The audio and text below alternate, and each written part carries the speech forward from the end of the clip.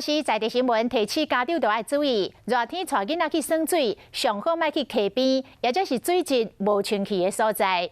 有一个妈妈讲，伊带查囝去耍水了后，查囝一直流鼻血，就开始佫抓准是过敏性的鼻炎。到大病院用内视镜一个看不得了，这个鼻孔内底有一只乌蛆，赶紧安排开刀甲夹出来。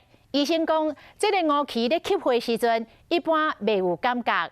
但是，若是有不明原因一直流鼻血、流袂止，佮有去耍过水，就真有可能是乌蛆在作怪。相片内面，这个查某囡仔流鼻血，连喙暗嘛有目着，这是一个妈妈伫面前顶面分享的。医生伫这个囡仔片仔内面发现有活的乌蛆，这个囡仔才会流鼻血。我也把它开起来。大人讲有带囡仔去过10外所在耍水，想袂到呢鼻血煞流袂煞。拄开始，医生当作讲是鼻仔过敏，还是鼻仔伤大流血。想到用内视镜一个检查，才发现讲有俗称输血糖的乌蛆，伫耍水的过程中走入去囡仔鼻孔内面。吸血的时候，因为它分泌一些水质素，然后会麻痹你的局部，这样血流不止，所以通常不会有感觉。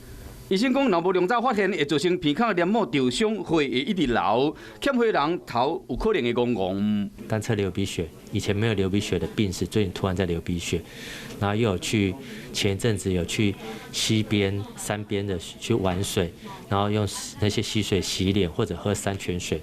这样子，我们可能就怀疑是否有血渍。医生提出讲，休热的时，大人带囡仔出去耍水上好，避免去溪仔边，也是水质无清气的所在，只要袂想要消暑清凉一个煞着惊。